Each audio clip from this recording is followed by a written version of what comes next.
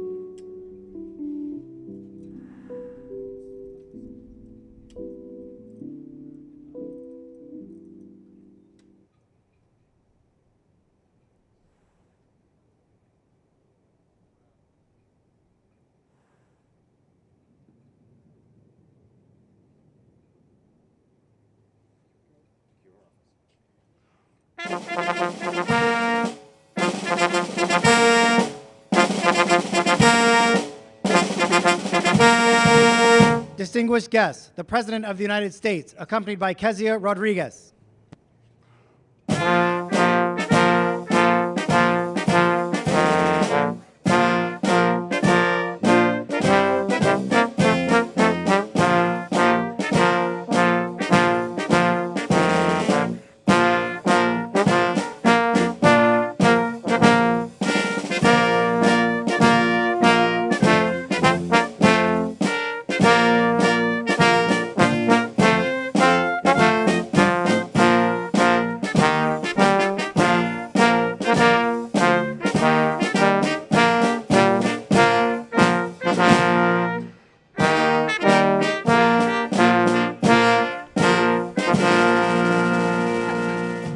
Good afternoon, everybody. What a beautiful day, huh? It's an honor to be here with my family. I thank you guys for having us. My name is Kezia Rodriguez, mother to beautiful twin girls, and a full-time student at Felician University. First, I'd like to honor my husband, who works so hard as a truck driver. His hard work and sacrifice has allowed me to raise our daughters and return to school to work towards my career. A little over a year ago, I was given the privilege of introducing the First Lady, Dr. Jill Biden, when she visited Bergen Community College. I was able to share my experience as a student parent with access to free childcare. I am so thankful for all the support I received, including fundings provided under the American Rescue Plan that allowed me to have access to free childcare while working towards my associate's degree. I was able to complete my degree with honors, all while my daughters were being cared for. Now, though, while working towards my bachelor's in the science of nursing, we're in the same position as most families, trying to find affordable care that is safe while juggling work and school obligations. All you need to start a fire is a spark. My family was that spark, and free childcare was what allowed my fire to continue to burn. The greatest part is seeing the pride reflected on my daughters' faces. I want them to see that you can truly achieve anything you set your mind to. They said they want to be doctors so they can work with mommy, so I guess it's working.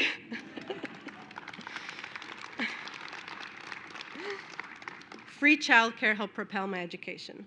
And though I'm no public speaker, it is something I truly believe in and I'm proud to speak on, which is why it is an honor to introduce someone who always fights for hardworking families like mine, President Jill Biden.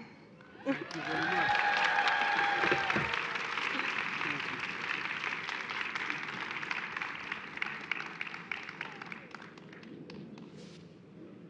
Well, thank you, Kezia, and thank you for the introduction.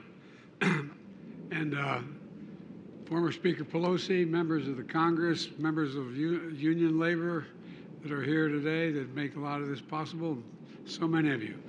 Thank you for being here. The Vice President is in Nevada today fighting for reproductive rights for women, but I know she wanted to be here as well because this is an issue she's worked on her whole career. And I want to thank members of the Congress who have spent decades in the trenches fighting for this issue. I want to thank the advocates and the proud union members who are here. Without you, none of this progress, in my view, would be possible. And by the way, that's why every worker needs to be free to make the choice to join a union.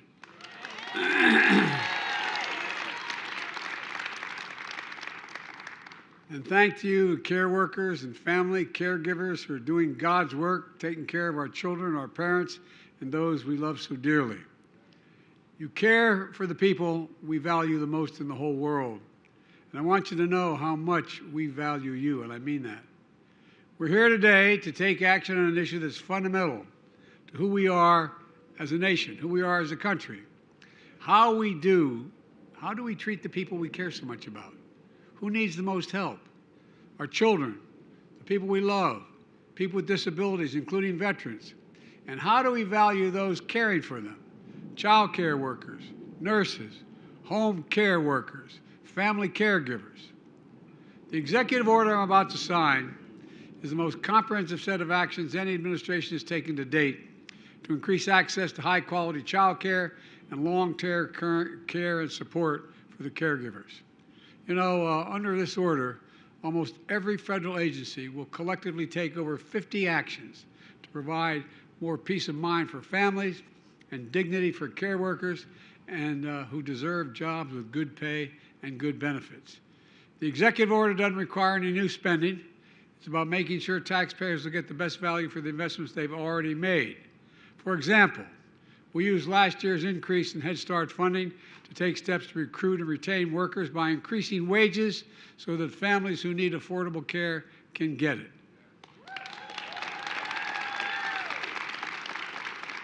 Like I called for in my State of the Union address, we're going to improve long-term care by strengthening staffing standards at nursing homes, and I also instructed the Department of Health and Human Services to figure out how home care workers can get the pay they deserve with the money already allocated.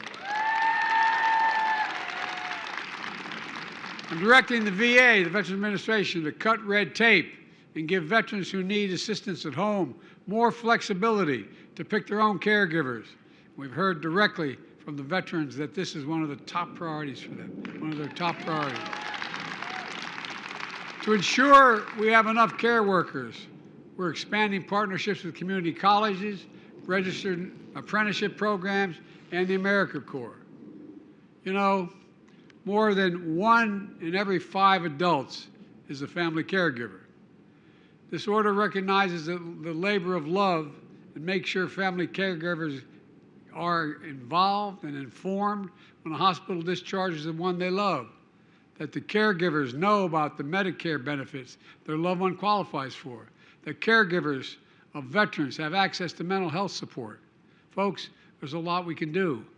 We're doing all of this. Why? Because right now, the cost of care is too high. For seniors in nursing homes, for working families with young children, pay for care workers is too low, and that's why there's so many are leaving the whole endeavor. In fact, half the long-term care workforce, nearly 20% of child care workforce, leave their jobs each year, making it even harder for families to find the help they need. And family members are too often forced to leave their own good jobs behind, to stay home to be mom and dad. The United States of America, we should have no one should have to choose between caring for the parents who raised them, the children who depend on them, or the paycheck they rely on to take care of both. You know, too many folks lie awake at night wondering if mom can't take care of herself at home, what are we going to do? She'll have to move into a nursing home. Are we going to be able to afford it? Can I still afford to get the kids through college and save for retirement? How do I do it all?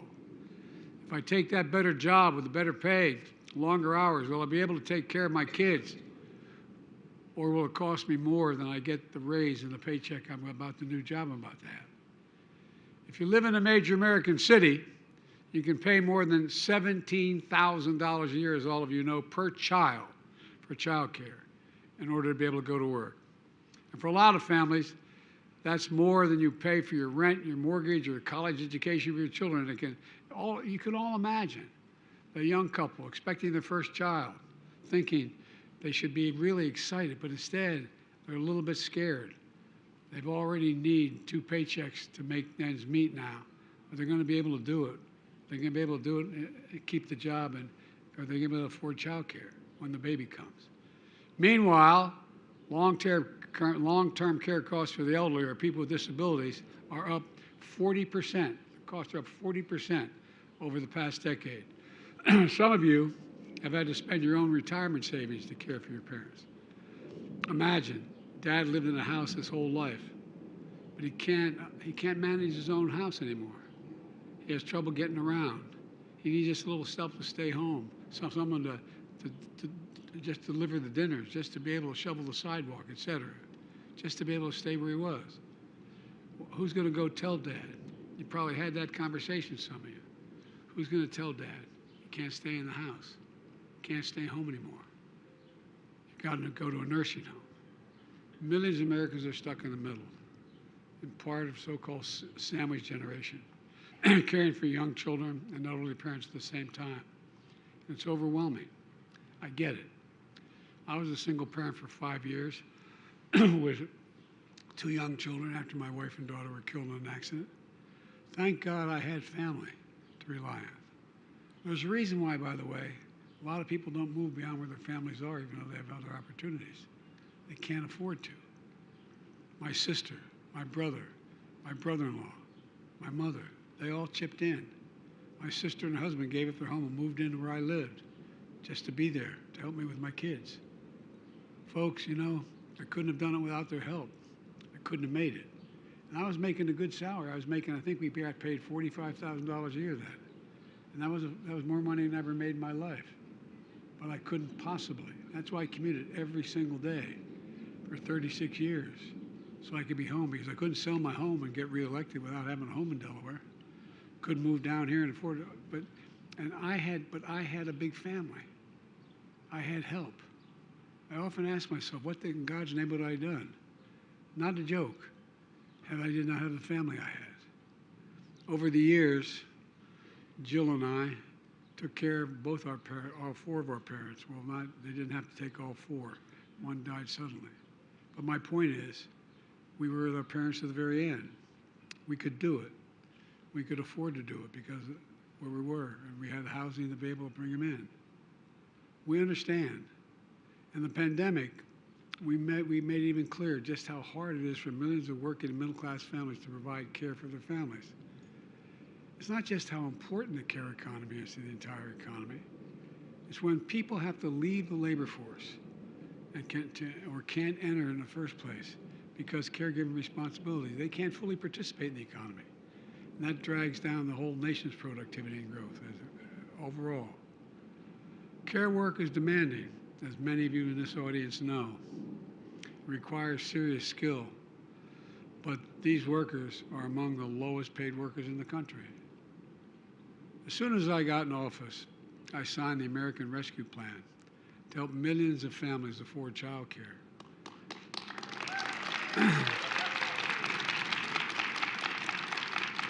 The consequence, we're able to keep 200,000 child care advisors and providers, many of them in small women-owned businesses, keep their doors open during the pandemic, taking care of as many as 9.6 million children during the pandemic because of that act.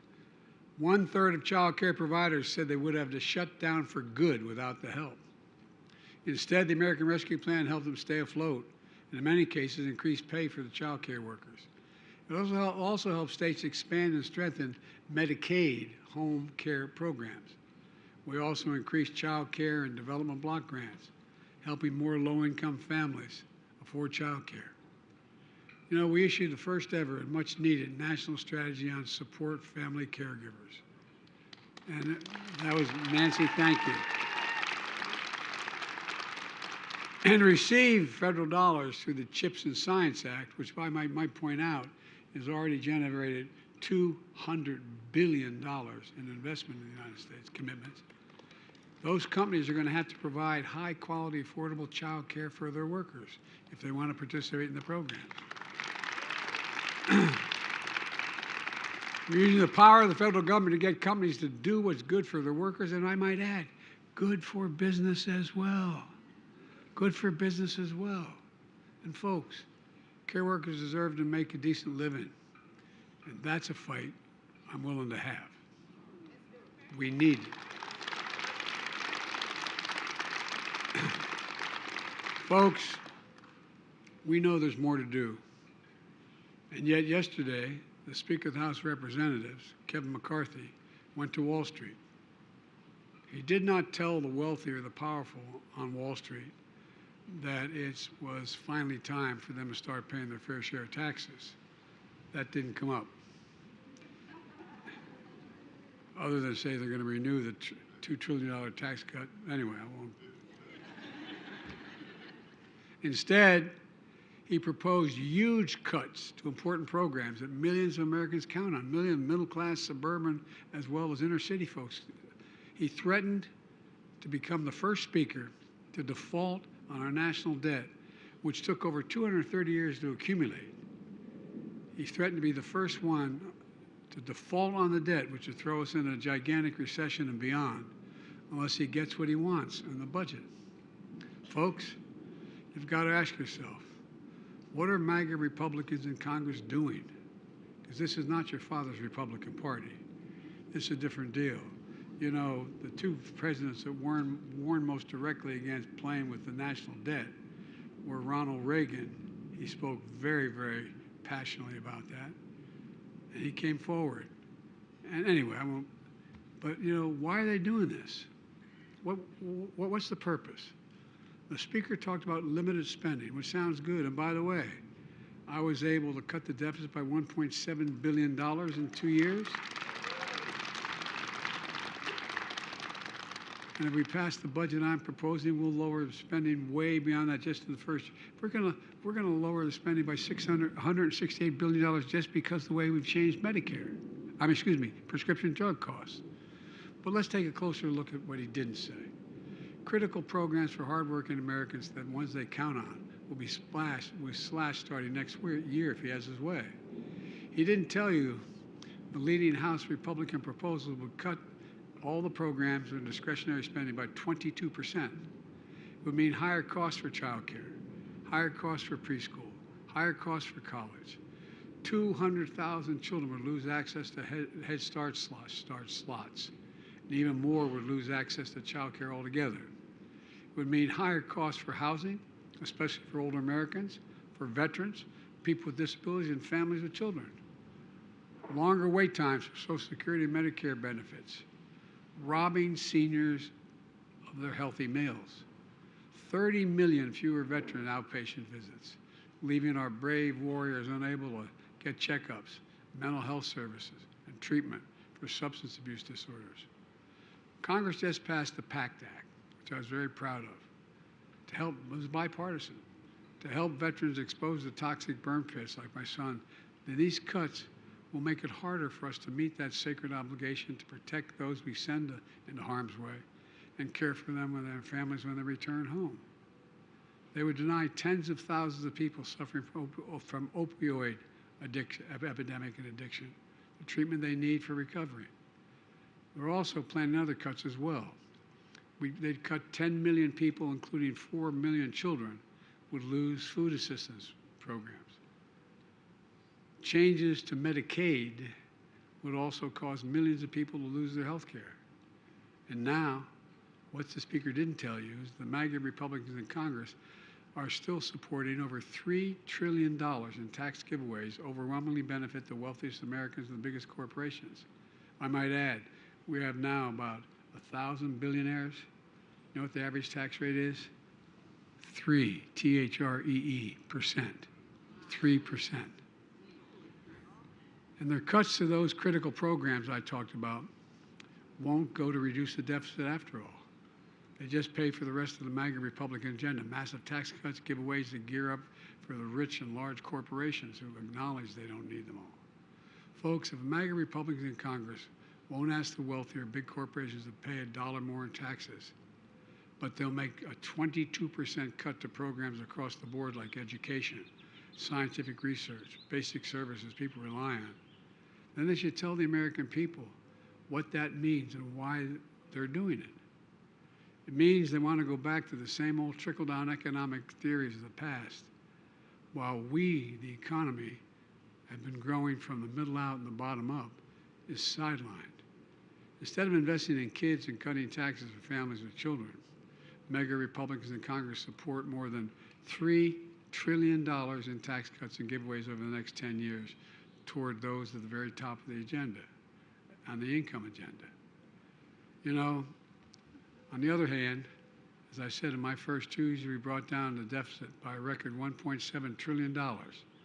And my budget that I proposed, which I've laid out, would cut the deficit over the next 10 years by another $3 trillion.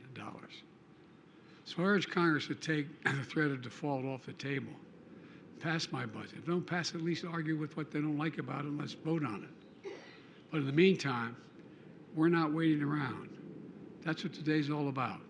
Let me conclude with this. The actions we're taking today are about dignity, security, and peace of mind for working families and caregivers all across the country. And they're good for the economy as well. When I ran for president to rebuild the backbone of America, the middle class, to grow our economy from the middle out and the bottom up, not the top down. 2 years in, we're making progress. So let's finish the job. I can honestly say I've never been more optimistic about the future of America. We just have to remember who we are. We're the United States of America. There's virtually nothing beyond our capacity if we work together. And I mean it, nothing if we work together. So may God bless you all. May God bless our caregivers. Now I'm going to go over and sign that executive order. Thank you.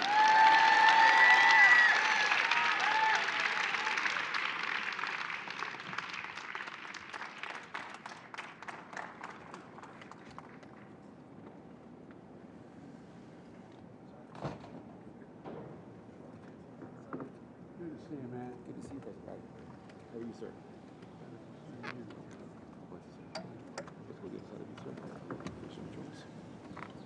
Thank you for getting it, sir. Appreciate that. Thank you for getting it, man. Hey, buddy. Hey. Come on. Thank you. All right.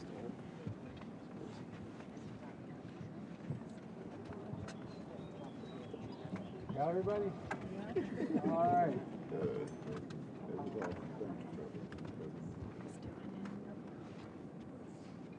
About to sign executive order increasing access to high quality care and supporting caregivers.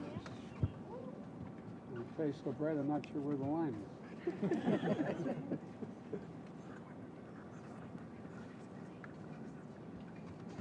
There you go.